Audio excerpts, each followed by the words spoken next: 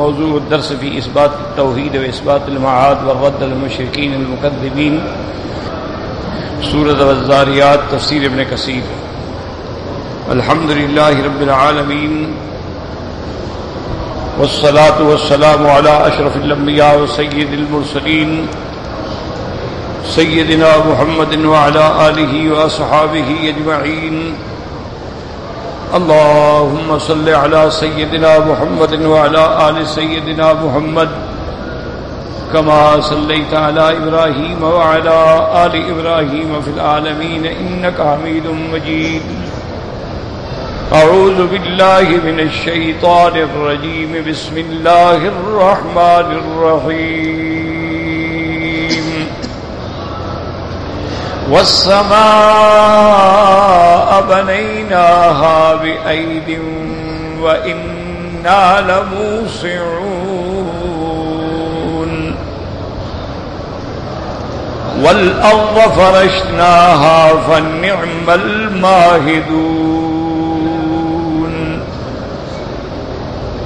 ومن كل شيء خلقنا زوجين لعلكم تذكرون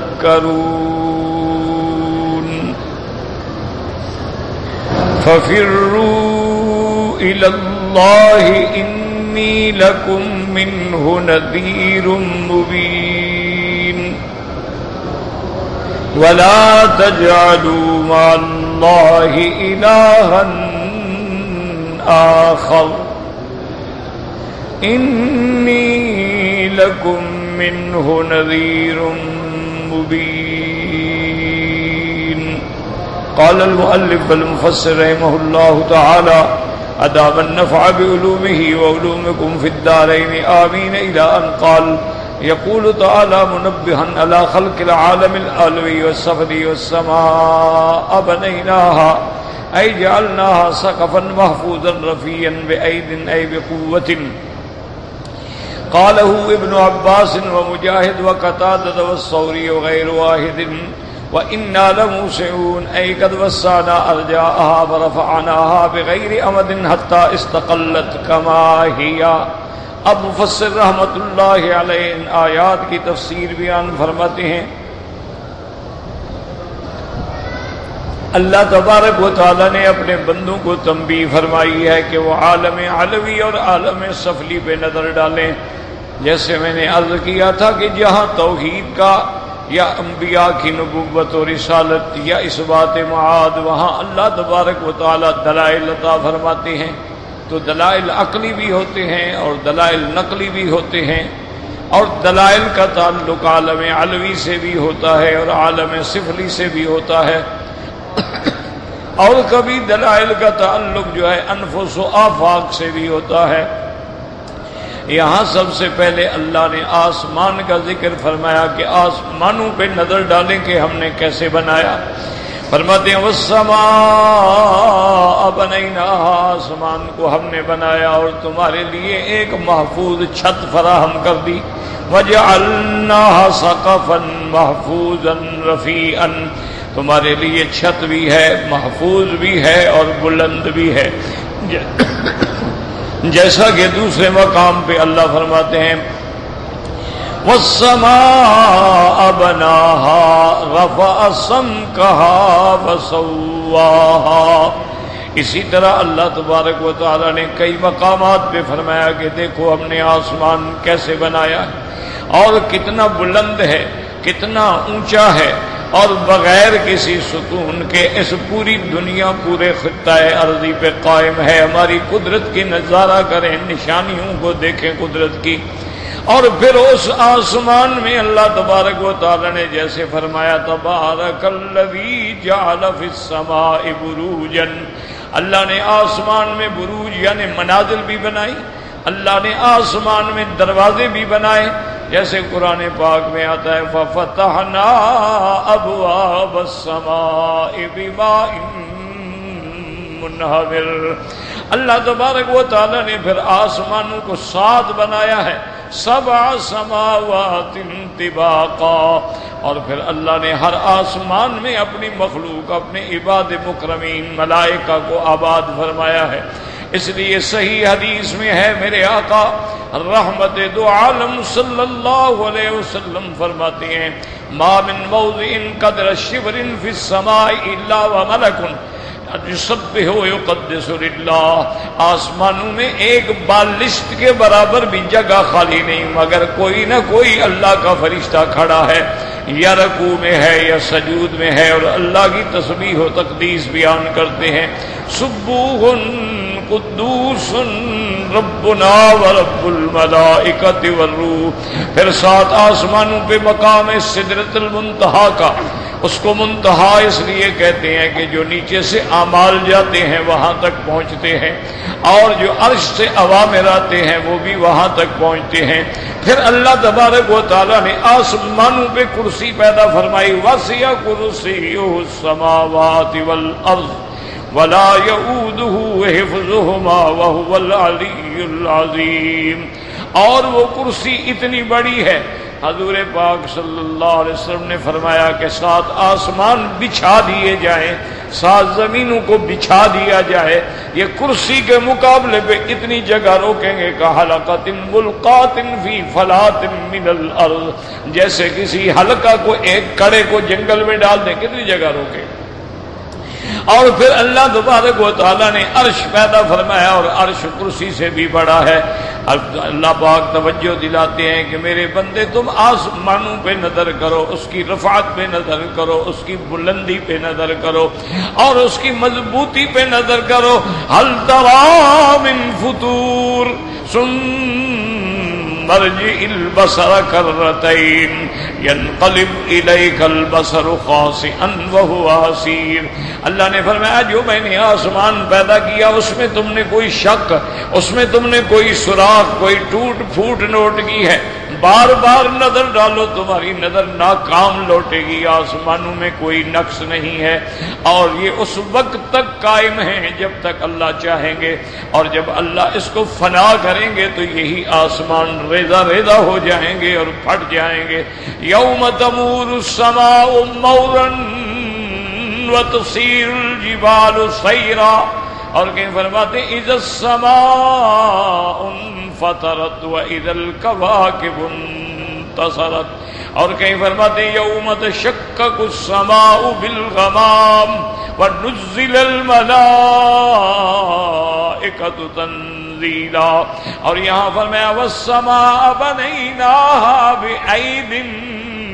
بعض مفسرین سلف صالحین فرماتی ہیں کہ بے ایدن کا معنی بے قوت، ہم نے اپنی قوت اور قدرت سے بنایا ہے، اور بعض مفسرین فرماتے ہیں اللہ کے قرآن میں ایسے جتنی صفات ہیں ان کو ظاہر پہ رکھو، یعنی جتنی اللہ نے اپنی صفات کا ذکر فرمایا، کہیں ید کا ذکر فرمایا اللہ تبارک و تعالیٰ نے، کہیں وجہ کا ذکر فرمایا، کہیں اللہ نے آنکھوں کا ذکر فرمایا، کہیں اللہ نے پنڈلی کا ذکر فرمایا، تو بعض علماء فرماتے ہیں کہ جتنے اللہ کی صفات ہیں سب پر ایمان لاؤ، نؤمن بجمیع صفات من غیر تکییف ولا تمثیل ولا تعطیل ولا تشبیہ، نہ ہم ان کی کوئی تشبیہ ڈھونڈیں گے نہ تکییف کریں گے۔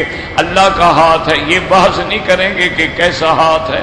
اللہ تبارک و تعالیٰ نزول اجلال فرماتے ہیں آسمان دنیا پر، ہم اس پہ ایمان لائیں گے، یہ بحث نہیں کریں گے کہ کیسے نزول فرماتے ہیں، کیوں لیس کمثلہ شیء وہو السمیع البصیر، اللہ کی ذات جیسے بے مثل ہے اس کی صفات بھی بے مثل ہے۔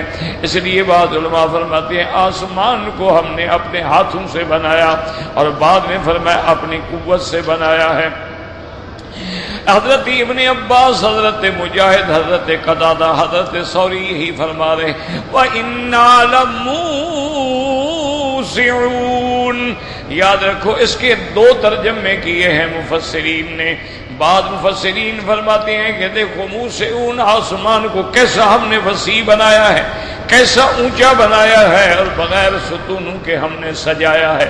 اور بات فرماتی انا لموسعون، صرف یہ نہیں کہ آسمان و زمین بنا کے ہم نے چھوڑ دیا ہے بلکہ اور بھی چیزیں پیدا ہوتی رہیں گی. انا لموسعون، ہم اس میں اور بھی وسعت دیتے رہیں گے. اور بعض علماء فرماتے ہیں موسعون وسعت سے ہے کہ آسمانوں کے بنانے پہ ہم قدرت رکھتے ہیں اور طاقت رکھتے ہیں کہ ہم نے بنایا ہے.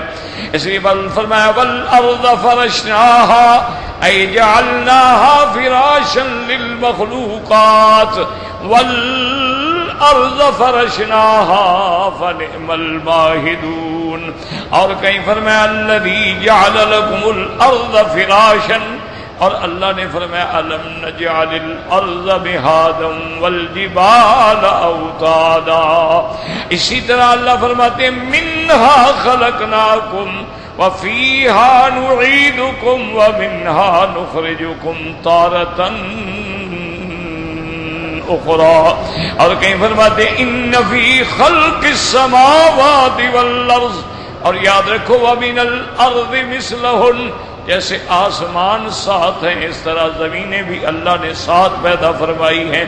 اور اللہ فرماتے ہیں دیکھو میں نے تیرے لیے بچھا دیا زمین کو، اور کیسے ہم بچھانے والے ہیں اور کیسے اس کو ہم جمانے والے ہیں کہ انسان کی اگر زمین متحرک ہوتی تو تمہیں آرام نہ ملتا، اگر زمین متحرک ہوتی تو تم کھیتی باڑی نہ کر سکتے، کوئی چیز اگا نہ سکتے.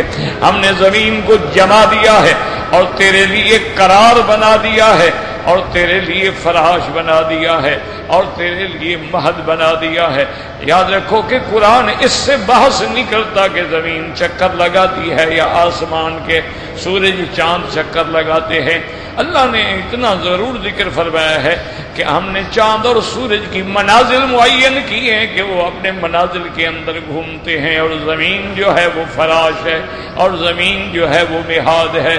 اللہ تبارک و تعالیٰ ایسی چیزوں کا ذکر ہی نہیں کرتے جس سے اس کے بندوں کو کوئی فائدہ نہ ہو. آج دیکھ لیں دنیا میں جتنی تحقیق ہو رہی ہے، بحثیں ہو رہی ہیں زمین کے بارے میں، چاند کے بارے میں، آسمان کے بارے میں، ایمان سے کہیں اس سے فائدہ کیا ہوا اللہ کی مخلوق کو؟ یعنی عالمی قوتوں نے جتنا چاند پر اور مشتری پر اور ریسرچ پہ ارب $100 تباہ کر دیے ہیں، اگر وہ غریبوں پہ تقسیم کیے جاتے تو پوری دنیا میں ایک بھی غریب نہ ہوتا. اور کیا ہے؟ محض اپنی انا ہے اور اپنا تکبر ہے اور اپنی بڑائی ہے اور اپنی فرعونیت ہے، اس کے علاوہ کچھ بھی نہیں. کوئی اسٹار وار پروگرام بنا رہا ہے، کوئی میزائلوں سے اپنے ملک کی حفاظت کر رہا ہے. حالانکہ یہ سارے سامان جو ہے معلوم یہ ہوتا ہے کہ قیامت قائم ہونے کے لیے اللہ تبارک و تعالیٰ ان کے ہاتھوں سے بنوا رہے ہیں کہ جب ہم چاہیں گے تو قیامت قائم کر دیں گے. اس لیے ایسی ابحاث میں قرآن کبھی دخل نہیں دیتا. وہ چیزیں جس کا فائدہ نہ ہو، اللہ تبارک و تعالیٰ نے فرمایا ہم نے ستارے بنائے ہیں تو ستاروں کا کیا فائدہ ہے؟ فرمایا زینتاً للسماء، ستارے زینت ہیں، ستارے حفاظت کا ذریعہ ہیں، ستارے شیاطین کے مارنے کے لیے رجوم ہیں، اور ستارے بھولے بھٹکوں کو راہ دکھانے کا ذریعہ ہے. وعلامات وبالنجم هم يهتدون. اس کے علاوہ باقی جتنی بحثیں ہیں، آج لاکھ سائنس جو ہے وہ سر پٹک لے اور لاکھ اپنے دماغ لڑا لے، وہی آگے رک جائے گی جہاں اللہ کا قرآن ہے اور اللہ کے احکام. اس سے آگے یہ ایک انچ بھی نہیں بڑھ سکتے. اس لیے اللہ تبارک و تعالیٰ فرماتے ہیں والارض فرشناها فنعم الماہدون اے وجعلناها مہدا لأہلها. اصل میں مہد جو ہے جھولے کو کہتے ہیں کیونکہ جھولے میں بچے کو آرام ملتا ہے. اللہ فرماتے ہیں ہم نے ایسے زمین بچھائی کہ تیرے آرام کا ذریعہ بن جائے. تیرے قرار کا ذریعہ بن جائے اور تیرے ثبات کا ذریعہ بن جائے۔ اور خدا کی قدرت ہے، اسی مٹی سے اللہ نے ہمیں پیدا کیا ہے اور اسی مٹی پہ ہم زندگی گزارتے ہیں، پھر اسی مٹی میں ہم دفن ہوں گے اور پھر اسی مٹی سے دوبارہ نکالے جائیں گے۔ اس لیے دعا ہے کہ اللہم ارحمنا فوق الارض، کہ یا اللہ ہم جب تک زمین کے اوپر ہیں ہم پر رحم فرما۔ اللہم ارحمنا تحت الارض، اور جب ہم زمین کے نیچے جائیں گے اس وقت بھی رحم فرما۔ اور اللہم ارحمنا عند الارض، اور مولا جس دن تیرے سامنے پیش ہوں گے اس دن بھی ہم پر رحم فرما دے۔ اس لیے فرمایا وَنِعْمَ الْمَاهِدُونَ وَمِن كُلِّ شَيْءٍ خَلَقْنَا زَوْجَيْنِ، اے جمیل مخلوقات ازواج، سماء و ارض و لیل و نہار و شمس و قمر و بر و بحر و ضیاء و ظلام و ایمان و کفر و موت و حیات و شقاء و سعادہ و جنہ و النار حتی الحیوانات و النباتات، ولہذا قال تعالی لعلکم تذکرون۔ اب اللہ فرماتی ہیں میری قدرت پہ نظر ڈالیں، وَمِن کل شیء خلقنا زوجین، ہم نے ہر چیز کے جوڑے پیدا کیے ہیں، کوئی چیز ایسی نہیں جس کا جوڑ نہ ہو۔ اللہ فرماتے ہیں دیکھو آسمانوں کی طرف نظر ڈالو، آسمان ہے، زمین ہے، رات ہے تو دن ہے، سورج ہے، چاند ہے، جنگل ہے، دریا ہے، روشنی ہے، اندھیرا ہے، ایمان ہے تو کفر ہے، موت ہے تو حیات ہے، بدبختی ہے تو سعادت ہے، جنت ہے تو آگ ہے۔ اسی طرح علماء فرماتی ہیں کہ حیوانات ہیں، نباتات ہیں، جمادات ہیں، جتنی بھی چیزیں ہیں اللہ نے اپنی قدرت سے ان کو جوڑا جوڑا پیدا کیا ہے۔ یہ اس کی قدرت کا کمال ہے کہ پانی ایک ہے، میاں بیوی ایک ہیں، لیکن اللہ چاہے تو کبھی لڑکا پیدا کر دیتے ہیں، کبھی لڑکی پیدا کر دیتے ہیں، اللہ چاہے تو کبھی دو دو کٹھے دے دیتے ہیں، اللہ چاہے تو جوڑے جوڑے دے دیتے ہیں، اللہ چاہے تو بالکل نہ دے۔ تو اس لیے اللہ نے فرمایا میری اسی چیز پہ غور کرو کہ ہر چیز جب جوڑا ہے تو دنیا ہے تو پھر آخرت ہی ہے، وہ بغیر جوڑ کے کیسے ہو سکتی ہے؟ اسی لیے یہ آیت آئی کہ بھی جب ہر چیز کو اللہ نے جوڑا بنایا، آسمان ہے، زمین ہے، رات ہے تو دن ہے، روشنی ہے تو اندھیرا ہے، تو پھر دنیا ہے تو لازمی بات ہے کہ آخرت بھی ہے، اس کا تو بھی جوڑا ہوگا نا، تو اس کا تم کیسے انکار کرتے؟ اس لیے فرماتے ہیں لعلکم تذکرون۔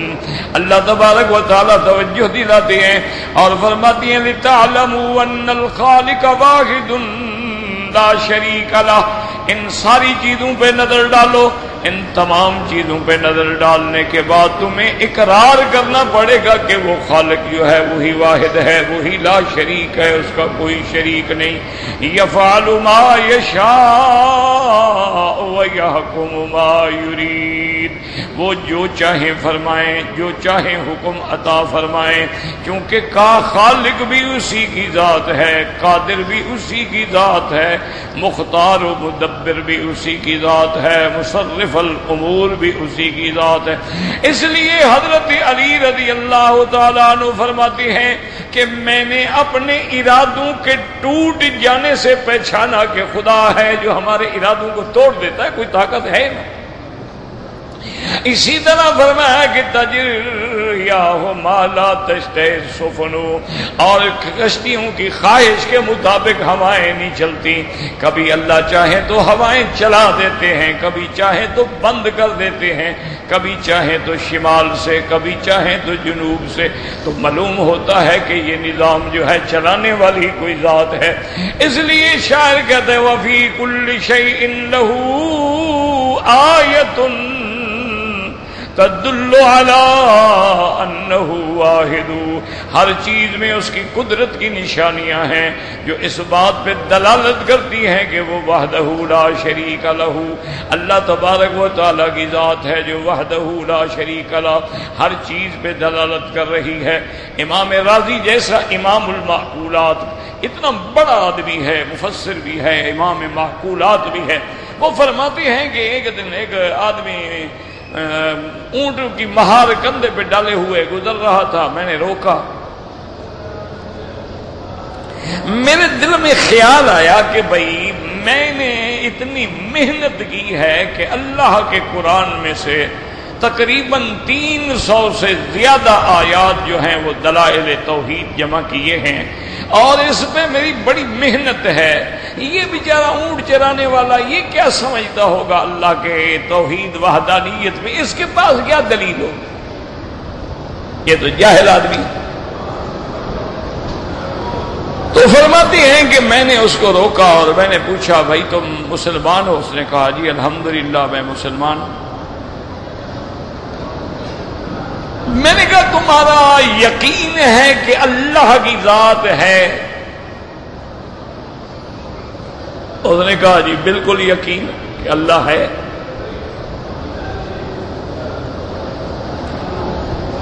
تو میں نے کہا میرا بھائی مجھے یہ بتاؤ کہ اللہ کی ذات ہے، اس پر تمہارے پاس کیا دلیل ہے کہ خدا ہے؟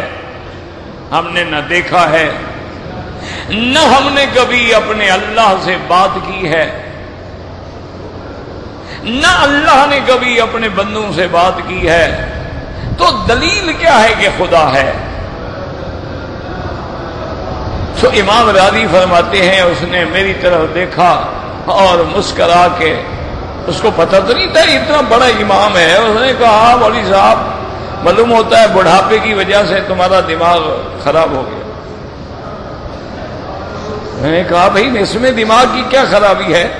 اور نے کہا مولوی صاحب سفید داڑھی ہو گئی تمہاری، البعرۃ تدل علی البعیر، یہ جو مینگنی پڑی ہے اس کو دیکھ کے بندہ اندازہ کر لیتا ہے کہ یہ اونٹ کی مینگنی ہے، تو اگر ایک بارہ اپنے اونٹ پہ دلالت کر رہی ہے اور کھجور کی گٹھلی کھجور کے اتنے بڑے درخت پہ دلالت کر رہی ہے، سارا نظام جو اللہ نے بنایا خدا کے بغیر بن گیا ہے۔ ہم نے کہا تم عجیب آدمی ہو۔ اور اس نے کہا ہم جنگلی ہیں، ایک حرف نہیں پڑے ہوئے، ہم دیکھتے ہیں مینگنیاں پڑی ہیں ہم کہتے ہیں یہ بکری گزری ہے، ہم دیکھتے ہیں بارہ پڑا ہے ہم کہتے ہیں اونٹ گزرا ہے، ہم دیکھتے ہیں گوبر پڑا ہے ہم کہتے ہیں کوئی گائے بھینس گزری ہے، ہم پاؤں دیکھ کے پہچان لیتے ہیں کہ یہ گھوڑے کے پاؤں ہیں، یہ اونٹ کا پاؤں ہے، یہ بکری کا ہے، یہ دمبے کا ہے، اور یہ پاؤں جو ہے یہ چھوٹے خرگوش کا ہے، اور یہ ہرن کا ہے۔ یہ پاؤں پہ ریت پہ زمین پہ پڑے ہوئے نشان دیکھ کے ہم پہچان لیتے ہیں۔ تو اتنی ساری کائنات جو ہمارے سامنے ہے یہ نہیں بتلا رہی کہ میرا بھی کوئی بنانے والا ہے؟ تو امام راضی فرماتے ہیں میں بڑا خوش ہوا، میں نے کہا بھی ٹھیک ہے بہت اچھا، ماشاءاللہ تم نے بہت اچھی دلیل دی ہے، اور وہ بندہ جو تھا وہ چلا گیا۔ تو یعنی اسی لیے علماء کہتے ہیں نا کہ بھئی توحید جو ہے یہ عقیدہ فطرت ہے۔ کیا معنی؟ کہ اگر کوئی بندہ پیدا ہونے کے بعد پہاڑ کی چوٹی پہ غار پہ بچے کو چھوڑ دے، اللہ اس کی وہی حفاظت فرمائے، وہی غذا دیں، وہی بچہ جوان ہو جائے، بڑا ہو جائے، اس کو دنیا کا کوئی بندہ نہ ملا ہو، لیکن توحید اس کو بھی سمجھ آتی ہے، کیونکہ توحید فطرت انسانی کے ساتھ تعلق رکھتی ہے۔ کل مولود یولد الفطرت، ہر بچے کو اللہ دین فطرت پہ پیدا کرتے ہیں، آگے ماحول ہے جو بگاڑ دیتا ہے۔ فَأَبَوَاهُ يُهَوِّدَانِهِ أَوْ يُنَصِّرَانِهِ أَوْ يُمَجِّسَانِهِ، ماں باپ یہودی ہیں، بیٹا بھی یہودی بن جاتا ہے، نصرانی ہے نصرانی بن جاتا ہے، مجوسی ہے مجوسی بن جاتا ہے، ہندو ہے ہندو بن جاتا ہے، مسلمان ہے مسلمان بن جاتا ہے۔ یہ ماحول ہے جو اس کو بگاڑتا ہے۔ اسی لیے علماء کا یہ فیصلہ ہے کہ جو لوگ زمانہ فطرت میں پیدا ہوئے ہیں، زمانہ فطرت سے مراد یہ ہے کہ حضرت سیدنا عیسیٰ علیہ السلام سے لے کر میرے آقا امام الانبیاء سید الاولین والآخرین حضرت محمد مصطفیٰ صلی اللہ علیہ وسلم تک یہ 600 سال کا زمانہ ہے، یعنی 6 صدیاں بیت گئیں۔ 6 صدیوں میں اللہ نے کوئی پیغمبر نہیں بھیجا، اور 600 سال میں حضرت عیسیٰ علیہ السلام کا دین جو تھا وہ تبدیل ہوتے ہوتے ہوتے اصل دین جو ہے وہ تو کہیں کہیں چند لوگوں کے اندر باقی رہ گیا، باقی ساری دنیا جو تھی وہ اختلافات کا شکار ہو گئی۔ چند لوگ تھے جو حضرت عیسیٰ علیہ السلام کے صحیح دین پہ قائم رہے، اور ان کا بھی یہ عالم تھا کہ وہ غاروں میں چلے گئے، پہاڑوں میں چلے گئے، کوئی راہب بن گیا، کسی نے زندگی کی ہر لذت کو تج دیا اور جنگلوں میں پتے کھا کھا کے زندگی گزاری اور دین عیسیٰ علیہ السلام پہ قائم رہے، اور باقی جو تھے وہ تو گمراہ ہو گئے۔ کسی نے کہا عیسیٰ علیہ السلام خدا کا بیٹا ہے، اور کسی نے کہا کہ خود خدا ہے، اور کسی نے کہا کہ نہیں 3 میں سے تیسرا ہے۔ اس طرح بھٹکتے گئے، دین عیسیٰ علیہ السلام گویا زمین پہ ناپید تھا۔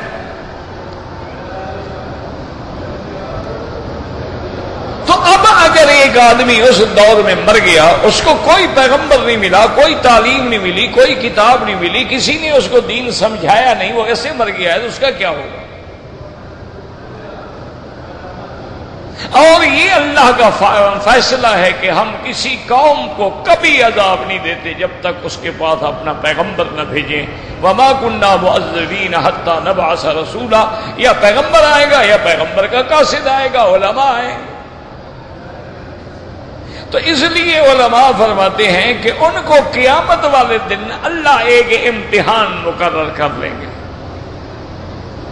جیسے کسی کے علم کو جانچنا ہونا تو ایک پرچہ بنا دیتے ہیں کہ جب یہ سوال کا جواب دو، تو ان سے بھی توحید کے بارے میں سوالات پوچھے جائیں گے، جو صحیح جواب دیں گے وہ جنت میں جائیں گے، جو صحیح جواب نہیں دیں گے ان کو پھر سزا ملے، ورنہ ایسے اللہ سزا نہیں دے، کیونکہ ہر چیز جو ہے وہ چیخ چیخ کے بتلا رہی ہے کہ میرا کوئی بنانے والا ہے۔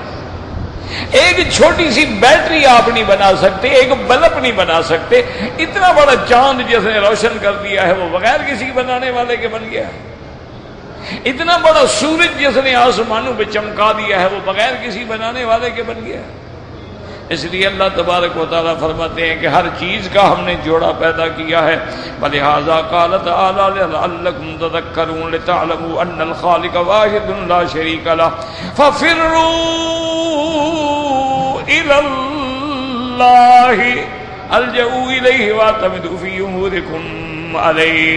اللہ تبارک و تعالیٰ نے فرمایا میرے محبوب آپ اپنی امت کو بتائیں فَفِرُّوا إِلَى اللَّهِ، یاد رکھو فرو کا معنی فرار، یعنی جلدی دوڑو، اللہ کی طرف دوڑو۔ کیا معنی؟ ہم اللہ کو تو مل نہیں سکتے، تو اللہ کی طرف دوڑنے کا معنی یہ ہے اللہ کے دین کی طرف دوڑو، اللہ کے اوامر شرائع فرائض کی طرف دوڑو، اللہ کے انبیاء اللہ کے رسولوں کی طرف دوڑو اور اللہ کے فرمان پہ چلو۔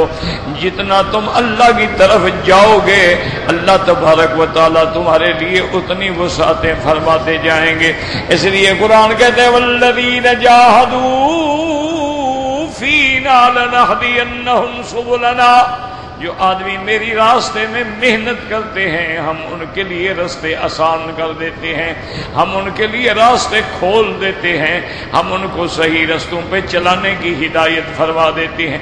اس لیے قرآن کہتا ہے فَفِرُّوا إِلَى اللَّهِ، لوٹو اللہ کی طرف، اللہ تعالیٰ کی طرف لوٹو، اللہ کی طرف رجوع کرو، اللہ پر ایمان لے آؤ، اللہ تعالیٰ کی فرما برداری کرو۔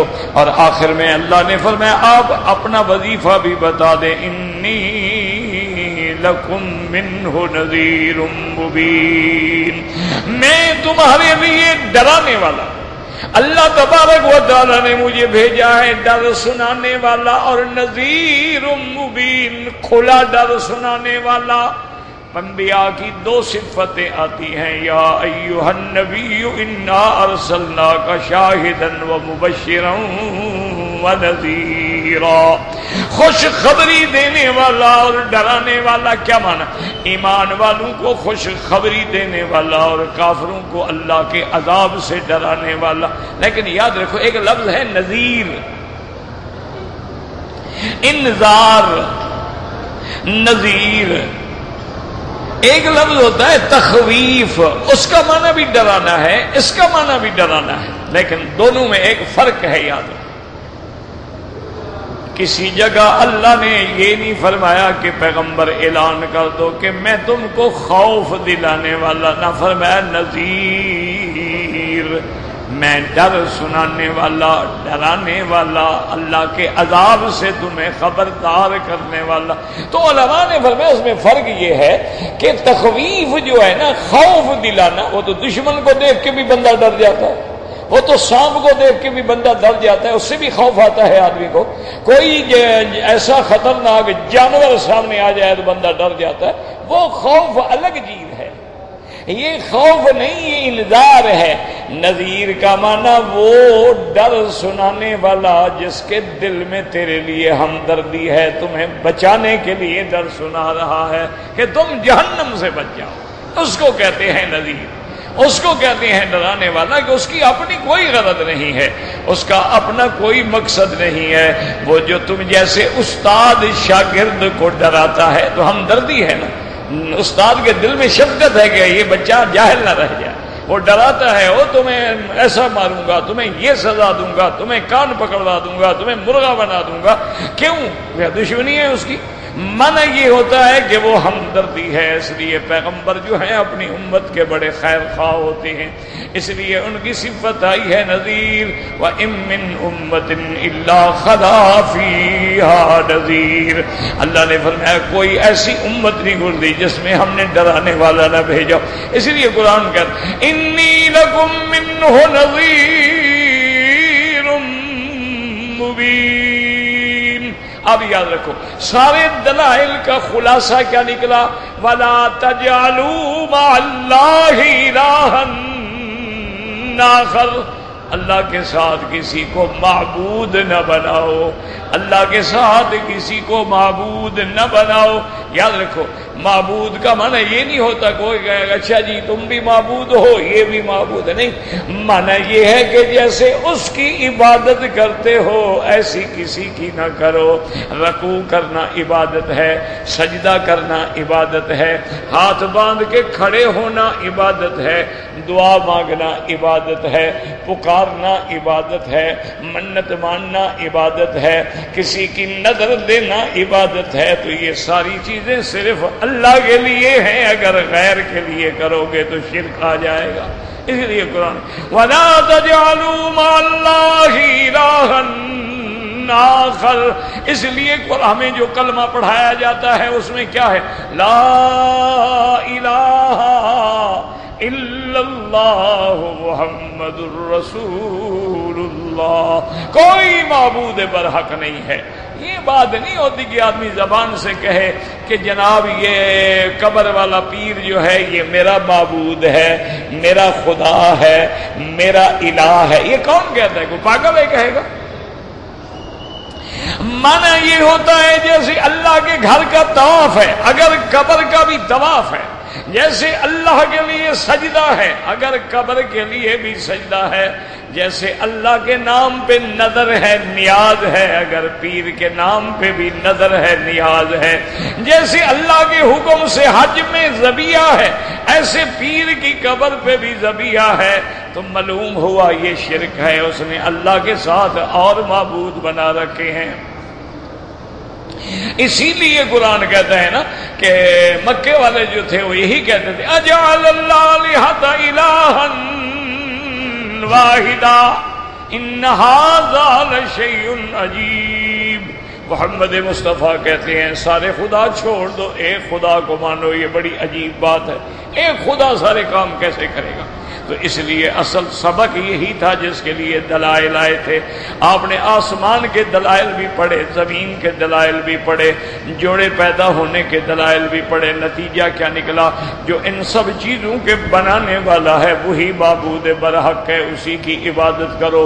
وَلَا تَجْعَلُوا مَعَ اللَّهِ إِلَٰهًا آخَرَ إِنِّي لَكُمْ نَذِيرٌ مبین اے لا تشرکوا بہ شیئا اس کے ذات کے ساتھ شرک نہ کرو، میں تم سے ڈرانے والا۔ اب یاد رکھو 2 دفعہ آ گیا انی لکم منہ نذیر مبین، پھر آیا انی لکم منہ نذیر مبین۔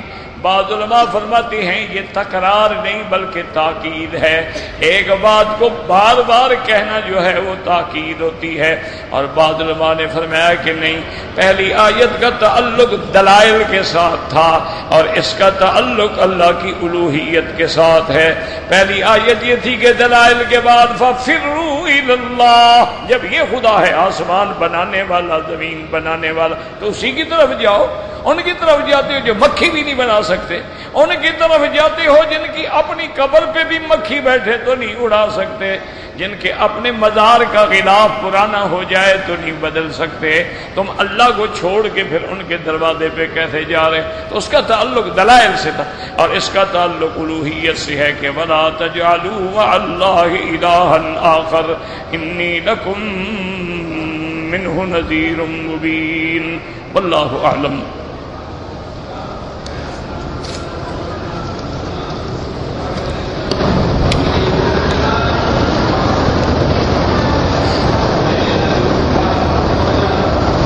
کہتے جی کہ لا علمی کی وجہ سے ہماری بیٹیاں جو ہیں ہمارا شیعہ لوگوں سے رشتے ہو گئے، تو اب ہم کیا ان سے طلاق لیں؟ میرا بھائی پہلی بات تو یہ یاد رکھو کہ سارے شیعہ کوئی ایک قسم کے نہیں ہوتے۔ جیسے تم سنی ہو، تمہاری کتنی قسمیں ہیں؟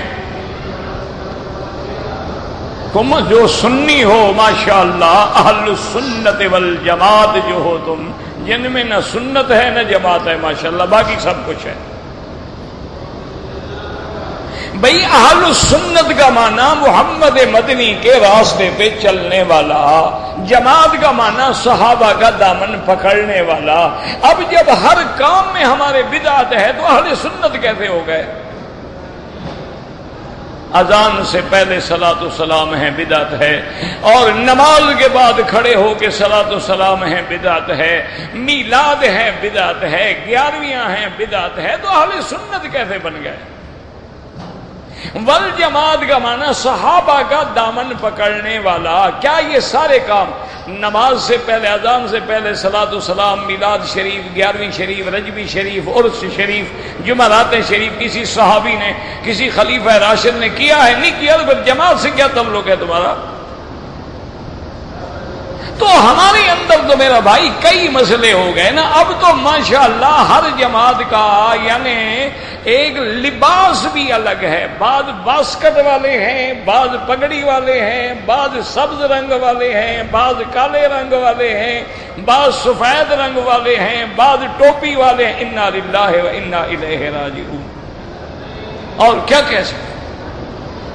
اسی طرح یاد رکھو کہ شیعہ کے اندر بھی کئی قسمیں ہیں۔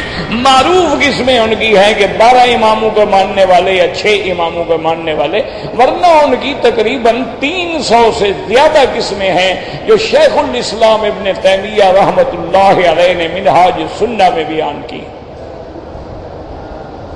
اب موٹی بات یاد رکھو، اگر وہ قرآن کا منکر ہے، یعنی وہ کہتا ہے کہ یہ قرآن کامل نہیں ہے، اس میں سے صحابہ نے نعوذ باللہ بہت ساری آیات کو حذف کر دیا ہے اور بہت ساری آیات کو بدل دیا ہے، اگر اس کا یہ عقیدہ ہے تو وہ کافر ہے، اس سے تمہاری بیٹی کا نکاح نہیں ہو سکتا۔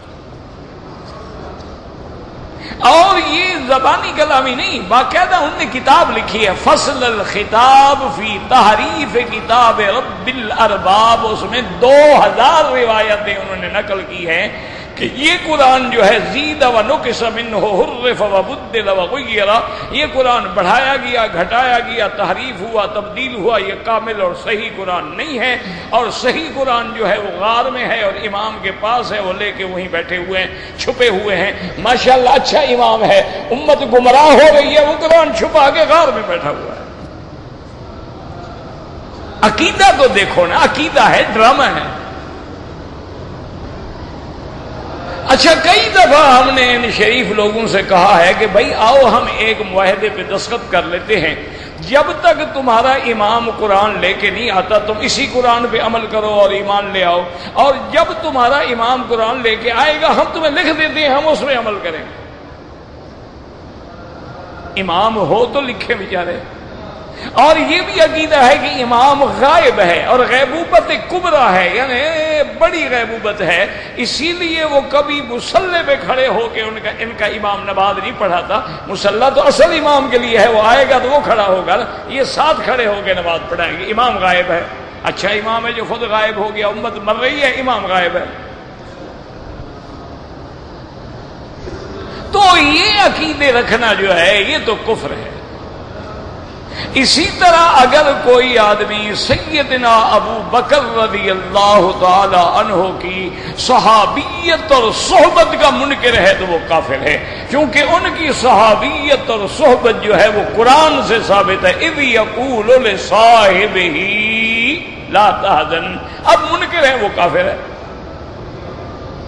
اسی طرح وہ آدمی جو سیدہ عائشہ صدیقہ رضی اللہ تعالی عنہا کے بارے میں نعوذ باللہ اس کو گناہگار سمجھتا ہے، اس کی پاک دامنی پہ اعتراض کرتا ہے، وہ بھی کافر ہے، کیونکہ بی بی عائشہ کی صفائی تو اللہ نے قرآن میں دی ہے، تو گویا وہ قرآن کا منکر ہے۔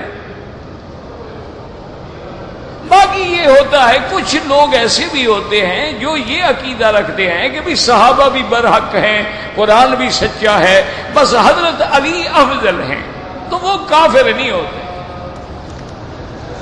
وہ حضرت علی کی افضلیت کے قائل ہوتے ہیں۔ تو من وجہن تو ہم بھی قائل ہیں کہ حضرت علی رشتہ دار تھے، حضور کے ابن عم النبی المصطفیٰ تھے۔ حضرت ابو بکر رضی اللہ تعالیٰ عنہ تو سسر ہیں لیکن خاندانی طور پہ تو رشتہ نہیں ہے،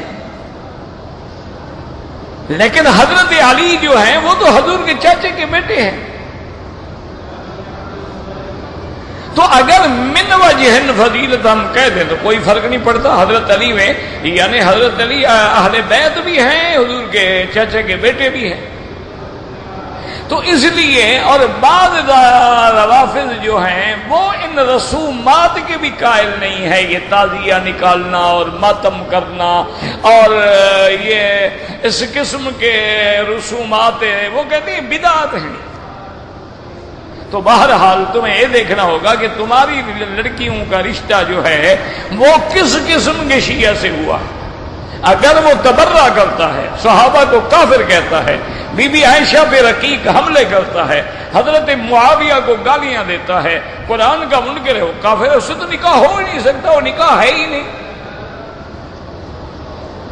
اگر دوسرے ہیں تو پھر بلا وجہ شقاق پیدا کرنے کی کیا ضرورت ہے؟ اب گزارا کرو اور اپنی بیٹیوں کو سمجھاؤ کہ اپنے دین پہ، عقیدے پہ، مسلک پہ قائم رہیں اور اپنے بچوں کے ماحول کو بدلنے کی کوشش کریں، ورنہ دوسرا راستہ خلو ہے، کورٹ میں جا کے خلو کریں۔ مسجد الحرام میں بھی نمازی کے آگے نہ گزریں، مجبوری ہو تو سجدے کی جگہ سے دور ہو کے گزریں۔ کہتا ہے جی کہ میں نے وضو کرنے کے بعد پرفیوم لگا لیا، وضو نہیں ٹوٹتا میرا بھائی پرفیوم لگانے سے۔ ایک تو الکوحل جو ہے اس کی اصلیت بدل جاتی ہے، دوسرا الکوحل جو ہے وہ اڑ جاتا ہے، وہ باقی نہیں رہتا۔ تو علماء کا فتویٰ ہے کہ پرفیوم لگانا جائز ہے۔ ٹوپی کے بغیر اگر نماز پڑھے نماز تو ہو جائے گی، لیکن وہ ثواب اور وہ مراتب جو ہیں وہ مرتب نہیں ہوں گے، کیونکہ حکم ہے خذوا زینتکم عند کل مسجد، نماز کے لیے تیار ہو گیا اور پورے لباس میں آؤ۔ اگر ایک آدمی کی داڑھی ایک مشت نہیں ہے تو خلاف سنت ہے، لیکن نہ رکھنے والوں سے تو بہتر ہے، داڑھی والوں میں آ تو گیا نا، اللہ کرے گا رکھ لے گا۔ کہتے جی کہ ٹی وی پہ ہم خبریں سنتے ہیں، درمیان میں میوزک آتا ہے، میوزک سننا حرام ہے، خبریں جائز ہیں۔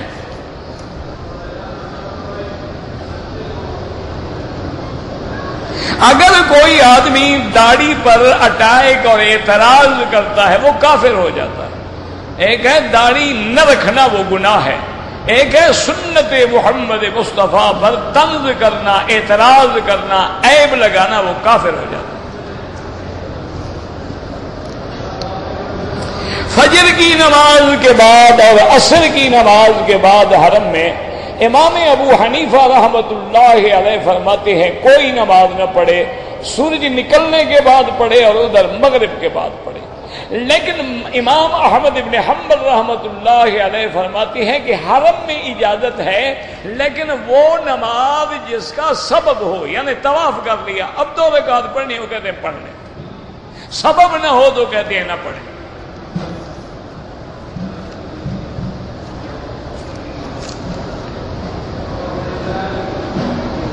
اگر میں سارے گھر والوں کے لیے طواف کروں، یہ نہیں ہوتا، طواف اپنے لیے کرو، ان کے لیے دعا کرو۔ اگر کسی کے لیے ہے تو حج بھی ایک آدمی کا ایک ہوتا ہے اور عمرہ بھی ایک ہوتا ہے، ایک کے لیے، یہ نہیں کہ ایک عمرہ کر کے سارے رشتہ دار چھڑوا دو۔ کہتے جی کہ عورت جو ہے وہ محرم کے بغیر طواف کر سکتی ہے، بالکل کر سکتی ہے۔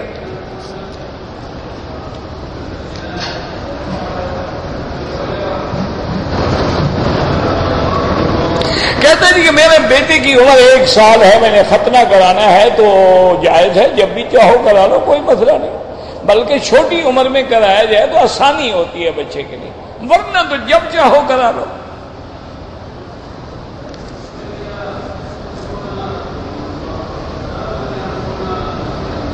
کہتے ہیں جی کہ یہاں پر بلکہ ہر جگہ فجر اور مغرب اور عشاء کی نمازوں میں قرات جہر سے ہوتی ہے، ظہر اور عصر میں قرات جو ہے وہ سر یعنی خفیہ ہوتی ہے، امام زور سے نہیں پڑھتا ہے۔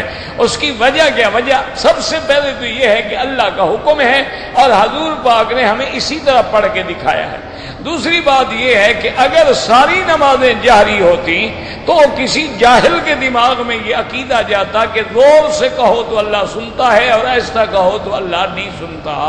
تو اللہ نے فرمایا نماز میں دونوں چیزیں ہوں تاکہ پتہ چل جائے انہ یعلم الجہر واخفا، وہ جہر کو بھی جانتے ہیں اور چھپی چیزوں کو بھی جانتے ہیں۔ اور تیسری حکمت علماء نے یہ لکھی ہے کہ وہ اوقات جو ہیں غفلت سے جاگنے کے لیے ہیں، اور ظہر عصر میں تو بندے ویسے جاگے ہوئے ہوتے ہیں، ان کو جگانے کی اتنا ضرورت نہیں ہوتی ہے۔ رات عشاء ہے تو اب اس کے بعد بدلنے والی ہے، اب رات کو ہم نے پھر لی، تو اس لیے وہاں قرآن زور سے پڑھا جاتا ہے تاکہ بندے بیدار ہوں، بندے جاگیں اور اس میں غور کریں۔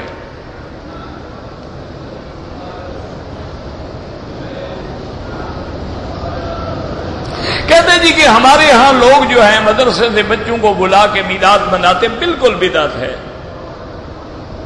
اگر وضو کرتے ہوئے گھٹنا دکھائی دے گیا وضو ہو جاتا ہے، غسل میں کپڑے جو نہیں ہوتے غسل نہیں ہو جاتا، غسل ہو جاتا ہے، باقی وضو اٹکا رہتا ہے۔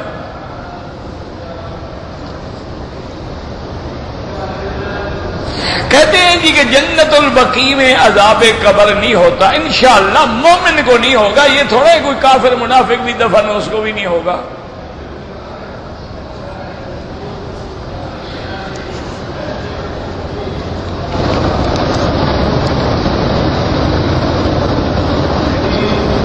اگر ایک آدمی ہے مریض ہے، پیشاب کے قطرے آتے ہیں، حالت احرام میں انڈر ویئر نہ پہنے، ویسے کو بغیر سلا ہوا کپڑا باندھ لے۔ اگر وہ معذور آدمی امامت کرائے، اگر صحیح آدمی موجود ہو تو ایسا آدمی امامت نہ کرائے، کوئی نہ ملے تو مجبوری ہے، نماز ہو جائے گی۔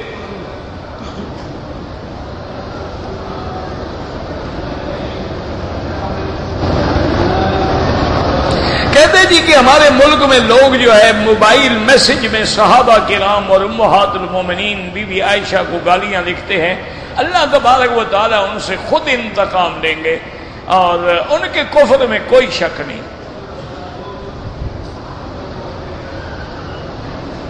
حضرت ابراہیم کی آواز پہ جن ارواح نے لبیک کہا تھا، یہ تو بالکل قرآن میں ہے نا، وَأَذِّن فِي النَّاسِ بِالْحَجِّ يَأْتُوكَ رِجَالًا وَعَلَىٰ كُلِّ ضَامِرٍ يَأْتِينَ مِنْ كُلِّ فَجٍّ عَمِيقٍ۔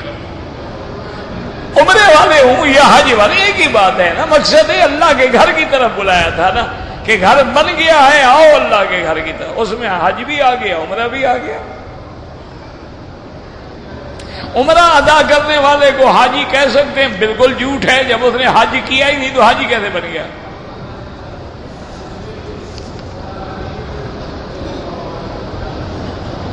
کہتے جی کہ بعض لوگ ایسے ہیں جو کسی امام کو نہیں مانتے اور اپنے آپ کو حدیث پر عمل پیرا کر سمجھتے ہیں، ان کے پیچھے نماز جائز ہے۔ نماز تو سب کے پیچھے جائز ہے۔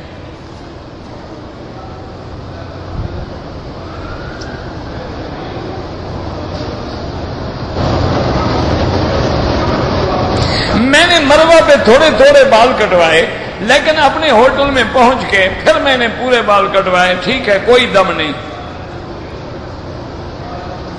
سنت مؤکدہ ہے یا غیر مؤکدہ، اسی طرح پڑھنا ہے، فاتحہ بھی اور سورت بھی۔ سرکاری رقبہ پڑا ہو تو اس میں ہم قبرستان بنا سکتے ہیں، بغیر گورنمنٹ کی اجازت کے نہیں بنا سکتے۔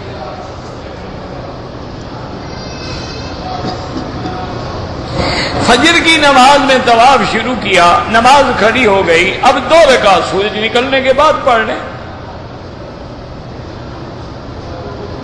کہتے ہیں جی کہ یہاں پر ہمیں جو حرم میں وضو کے بعد کھجور دے دیتے ہیں، قہوہ پلا دیتے ہیں، چائے پلا دیتے ہیں، تو اس سے وضو تھوڑا ٹوٹ جاتا ہے کہ دوبارہ وضو کرو۔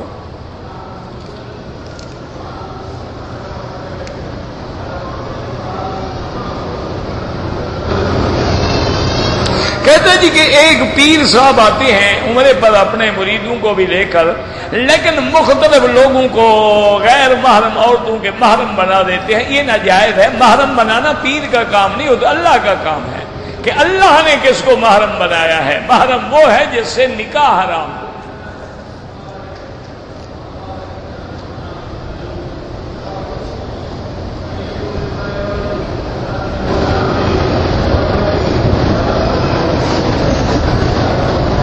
بھائی یہ تم صدر کے مسئلے تم جانو، تمہارا ملک جانے۔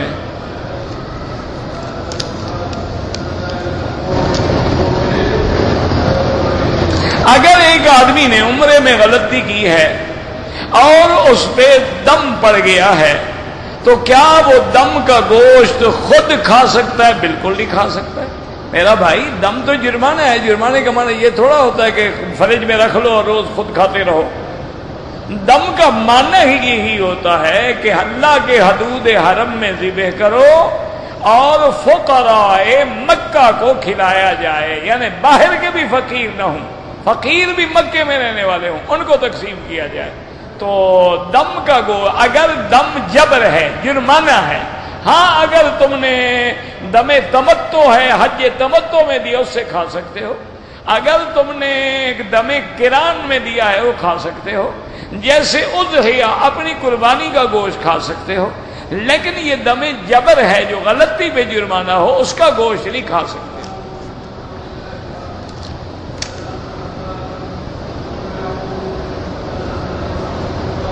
میں نے عمرہ کیا ہے، حلق نہیں کرایا، صرف 4 دفعہ ٹک لگائے ہیں۔ آپ بال بھی پورے منڈوائیں اور ایک بکری بھی دم ادا کریں۔ ٹک لگانے سے آدمی عمرے کے احرام سے باہر نہیں آتا۔ محلقین رؤوسکم ومقصرین، یا پورے سر پہ اس طرح پھروائیں یا پورے سر کے بال کٹوائیں کہ کم از کم 1/4 حصہ بال کٹ جائیں۔ اس کے علاوہ جو ہے وہ احرام سے بھی باہر نہیں ہوگا۔ لاکھ کپڑے پہن لے، ابھی تک وہ احرام میں ہے جب تک بال نہیں کٹائے گا۔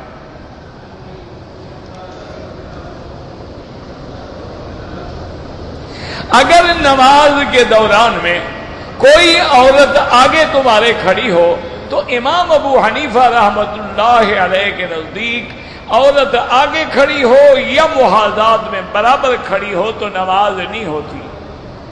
اور باقی امام شافعی رحمۃ اللہ علیہ فرماتے ہیں کہ عذر میں، معذوری میں، کہ جیسے اب حج ہے، عمرہ ہے، رش ہے، عورت مطاف میں پھنس گئی، کہاں جائے؟ نکلے تو کدھر نکلے؟ تو اس لیے وہ فرماتے ہیں کہ نماز ہو جاتی ہے۔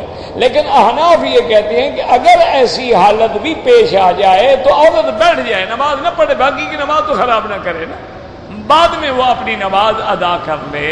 وہ کہتے ہیں عورت آگے آ جائے یا عورت محاذات پہ ہو تو اس کی نماز نہیں ہوتی ہے۔ اس لیے جو صحیح معنی میں احناف کے علماء ہم نے دیکھا ہے کہ وہ حج کے دنوں میں جب رش ہو نا تو انڈر گراؤنڈ چلے جاتے ہیں، دیوار کے ساتھ کھڑے ہو کے نماز پڑھتے ہیں کہ آگے دیوار ہے، اب آگے تو کوئی نہیں آ سکتا نا، یا ستون کے پیچھے کھڑے ہو کے نماز پڑھ لیتے ہیں کہ آگے کوئی نہیں آئے گا، تاکہ نماز میں خلل نہ رہے۔ ائمہ اربعہ کے پاس دلائل ہوتے ہیں، اللہ ان سب پہ کروڑوں رحمتیں فرمائے۔ تو احتیاط اسی میں ہوتی ہے کہ آدمی ایسے انداز میں نماز ادا کرے کہ کسی امام کی بھی مخالفت نہ ہو رہی ہو اور نماز میں کوئی شبہ نہ رہے۔ باقی ائمہ جو ہیں وہ ایک حدیث سے استدلال کرتے ہیں، وہ کہتی ہیں کہ بی بی عائشہ فرماتی ہے کہ میں حجرے میں سو رہی ہوتی تھی اور حضور پاک نماز پڑھتے تھے، اور نماز کھڑے ہو کے پڑھتے، اور جب سجدے کا وقت آتا تو غمدنی فی رجلی، حضور میرے پاؤں کو ایسے ہاتھ سے اشارہ کرتے تو میں پاؤں سکوڑ لیتی اور حضور سجدہ کر لیتے۔ تو کہتے ہیں دیکھو اب بی بی عائشہ آگے سوئی ہوئی ہے، حضور نماز پڑھ رہے ہیں۔ حضور کی نماز چونکہ بڑی لمبی ہوتی تھی تو امام ابو حنیفہ فرماتے ہیں کہ وہ نفل تھی، تہجد تھی، وہ فرض نماز نہیں پڑھ رہے تھے۔ فرض نماز میں کبھی حضور کے آگے عورت نہیں آئی، وہ تو نفل ہے، نفل میں توسع ہوتا ہے، گنجائش ہوتی ہے، وسعت ہوتی ہے، اور حجرہ مبارک بھی اتنا چھوٹا تھا کہ اور کوئی جگہ بھی نہیں، اور حضور صلی اللہ علیہ وسلم کی تہجد مبارک جو ہے وہ اتنا طویل ہوتی تھی کہ کبھی کبھی تو آپ سورت بقرہ، سورت آل عمران، سورت نساء، سورت مائدہ، سورت انعام، یعنی 8 پارے تہجد میں پڑھ لیتے،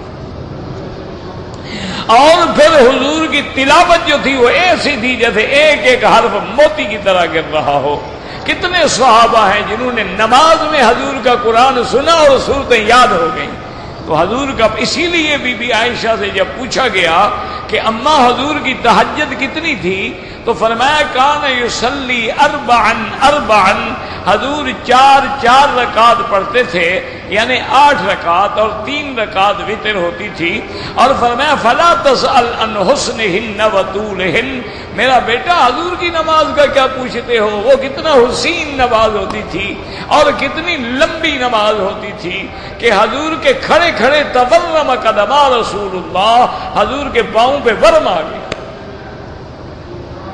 حضور صلی اللہ علیہ وسلم کو صحابہ نے کہا کہ یا رسول اللہ صلی اللہ علیہ وسلم آپ اتنی مشقت کیوں کرتے ہیں، اللہ نے تو آپ کو بتلا دیا ہے لیغفر لک اللہ ما تقدم من ذنبک وما تأخر، آپ کی تو ہر غلطی اللہ نے معاف کر دی ہے، تو پھر اتنی محنت کی۔ فرمایا افلا اکون عبدا شکورا، کیا میں اپنے اللہ کا شکر گزار بندہ نہ بنوں جس نے مجھے اتنا مقام دیا ہے، تو میں اس کا شکر کیسے ادا نہ کروں۔ تو بہرحال کوشش کیا کریں میرے بھائی کہ ایسی جگہ نماز پڑھیں کہ عورت نہ گزرے۔ اب دیکھو نا بعض لوگ ایسا کرتے ہیں جہاں فرض پڑے وہی کھڑے ہو جاتے ہیں، پتہ ہے ابھی لوگ طواف والے گزریں گے، تو پھر تو تم گناہ گار ہو نا، جو راستہ روک رہے ہو وہ کہاں جائیں۔ فرض پڑھنے کے بعد تم ہٹ جاؤ، دور جا کے آرام سے سنت پڑھو، نہ تمہارے آگے کوئی گزرے اور نہ تم بلا وجہ عذاب میں آؤ۔ اب یہ تو نہیں نا کہ جہاں نماز پڑھی وہی کھڑے کھڑے بعد آپ 2 سنتیں پڑھیں اور 3 وتر پڑھیں اور اتاریں نماز کو اور بھاگیں، ایک عذاب میں پھنسے ہوئے ہیں بیچارے۔ تو یہ تو بالکل ناجائز ہے۔ جو راستے میں کھڑے ہو جائیں گے، جب تم نے راستہ بند کیا وہ کیسے سیڑھیوں پہ چڑھے، کیسے گزرے، تو تم گناہ گار ہو، گزرنے والا تو گناہ گار نہیں ہوگا۔ اللہ تبارک و تعالی ہم سب کو دین پہ چلنے کی توفیق دے۔